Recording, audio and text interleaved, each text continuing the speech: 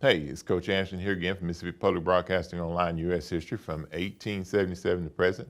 Today we're going to pick up again with Unit 2, Industrialization, and in Unit 2 we're going to pick with lesson number 6. And it's the birth of American labor unions. And what we're going to try to do is give you some ideas about the creation of American labor and some of the challenges that it faced, of course, in its infancy in the United States of America. We're talking about the period in our history from 1865 to 1901. And what we'll do, of course, is do what we always tell you. If you have a journal, go ahead and take out your journal at this time, of course, and write down any questions, whether it's unit focus or learning focus questions and vocabulary. And we'll address those things, of course, as we go. Today, we'll start with the unit focus question once again, and we won't answer that question now. But at the end of the unit, we will come back and we will address it, of course. How did the United States become the industrialized society after the Civil War? The next thing we want to do, of course, is look at our Do Now activity, and it is a journal topic. Write a brief statement of what you believe a strike is, okay? So what we want you to do is take a few moments, write down what you believe a strike is, and we'll come back and we'll address that in just a few moments. Well, you should have had enough time, of course, that you were able to go through and write down what you, of course, believe a strike is. Well, unless you've been living under a rock, you probably know what a strike is. A strike, of course, is when a group of workers refuse to work because they want their owners or their employers, of course, to meet some demand, whether it's higher wages, better work condition, a shorter work day, more comp time. It could be any number of different things. So when we look at a strike is a refusal of work by an organized group of people so that they could put pressure on employers to meet some labor demand. All right, what we're going to do, of course, is look next at the vocabulary. Here we have the vocabulary. Once again, we'll try to address the vocabulary as it comes up in the lesson. But if by chance, of course, we miss it, go ahead and write it down in your journal, of course, and you can look it up yourself. What we'll do, of course, is start with 3 lesson focus questions for this particular unit. This is why did American workers try to form unions in the late 1800s? What made it difficult for union workers to create large industrial unions? 3, how were new industrial unions different from the older trade unions? So those are the questions that this particular lesson 6 on the birth of American labor will attempt to address. So we'll start by looking at working in the United States of America. Between 1865 and 1897, workers' wages were generally good, even though businesses often cut wages. The deflation of prices of goods and services increased consumer buying power. People were able to buy more, even though they made less. But it was just the fact, of course, that the businesses were taking away workers' wages or cutting workers' wages. And that caused a lot of American labor workers, of course, to want that to stop, even though they were doing quite well comparatively. The early unions, there were 2 basic types of early unions. There were the trade craft unions consisting of skilled workers who received higher wages, and then common labor unions consisting of skilled workers who received lower wages. Opposition to labor unions. Now, not everybody, of course, supported labor unions. We're going to find that the federal government, of course, doesn't support them and actively, in most cases, takes the side of course, employers over that of the workers.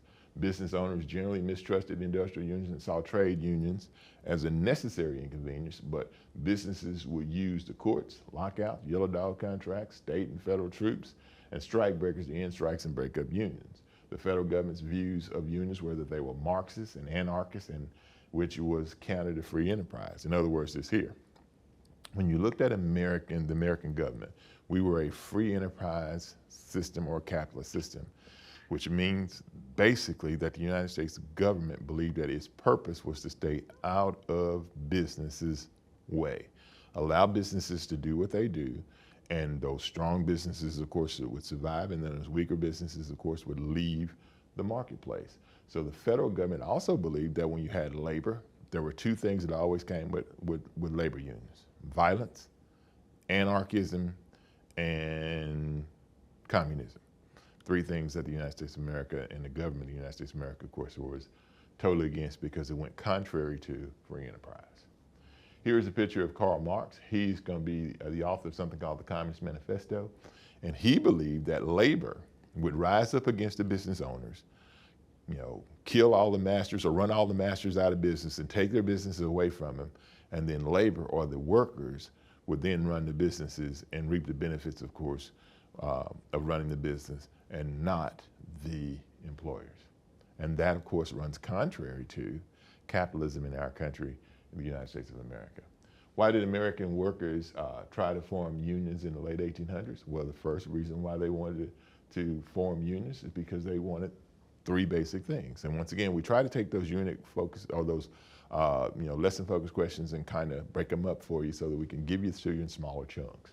Why did American workers try to form unions in the late 1800s? For three reasons: for higher wages, even though they were still making a decent wage, better working conditions, and an 8-hour workday. Now, the one thing that we can say is that when you look at better working conditions and 8-hour workday, those two things they did not have. All right, struggling to organize. Workers attempted to create large industrial unions, but didn't have a lot of success, primarily because of bad press. Once again, when people in America thought about unions, they thought about the violence that came with them, and they thought about communism that came with them, or anarchy that came with them. So it wasn't a whole lot of support for labor because of the bad press that unions, of course, had gotten.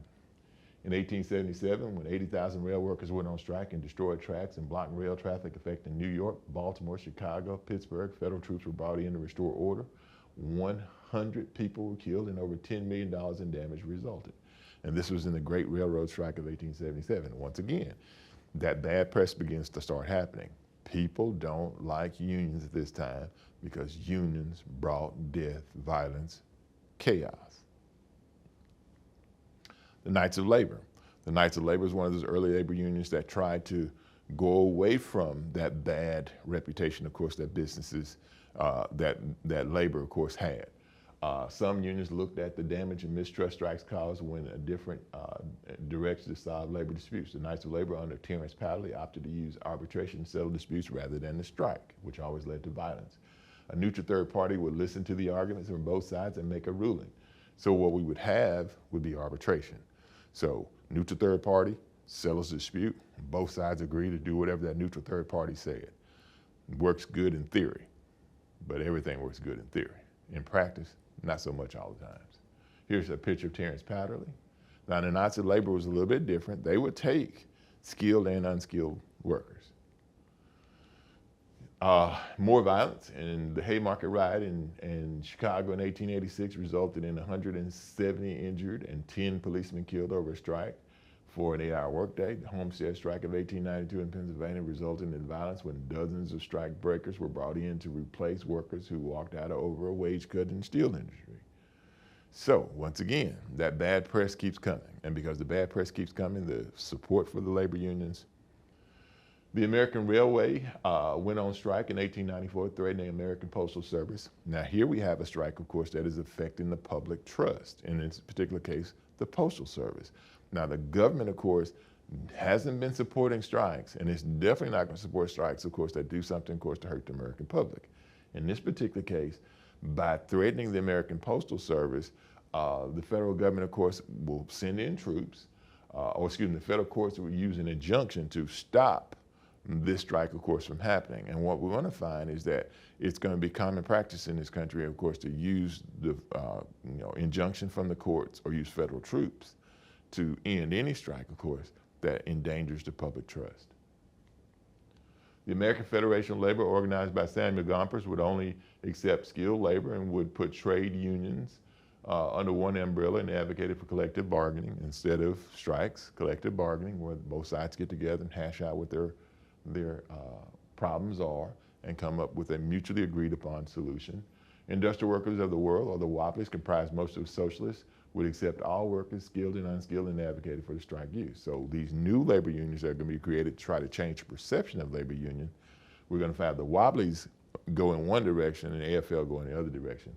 It shouldn't surprise you that the industrial workers of the world, of course, is no longer in existence, of course, but today the American Federation of Labor still exists because it embraced a gentler approach to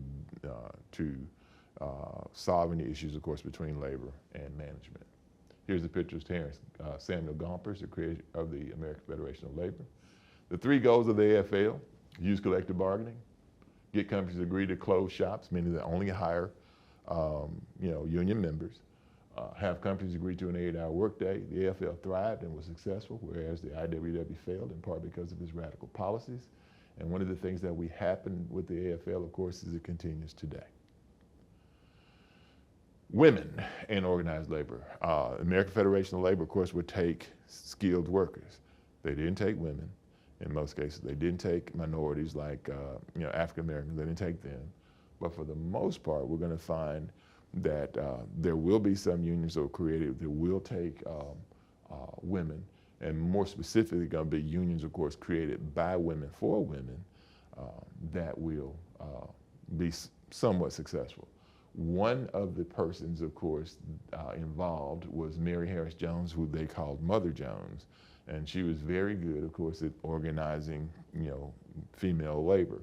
John D. Rockefeller, one of the wealthiest men in the country and owner of Standard Oil, said that Mary Harris Jones, or Mother Jones, was the most dangerous woman, of course, in America, and she helped create something called the Women's Trade Union League for women in the garment industry. Here's the picture of the most dangerous woman in America, according to John D. Rockefeller, Mother Jones. A couple of women, of course, organizers that also helped in the labor movement. On the left, Lillian Wald. On the right, Jane Addams, who comes to fame with something called Hull House in Chicago. All right, the last lesson focus question: what made it difficult for unions to create large industrial unions? Well, lack of government support. Suspected of being socialists and communists. Remember, most people thought that unions, of course, and strikers, of course, were anarchists that wanted to overthrow the government, and violence always associated with them. The last lesson focus question: how were new industrial unions different from the older trade unions? They were larger, typically comprised of smaller trade unions. They utilized the strike more generally, mistrusted by owners, and skilled and unskilled labor. Some would take women and even other minorities. That's how they were a little bit different. That gets into a couple of practice questions for your MAP test. Which labor union most advocated the abolition of capitalism in the United States? That very simply would be the Industrial Workers of the World, and that's one of the reasons why it didn't last very long. How did Andrew Carnegie vertically integrate steel industry? We talked about that a little bit earlier, and the answer to that one is by buying iron mines and the means of transportation, of course, to complement the creation of those businesses, his business. That ends lesson 6, and once again, remember, don't take my word for it. It is America's history, which means it's your history. So do your own research and reach your own conclusions about the things, of course, that we've talked about today. And with that, we'll see you next time.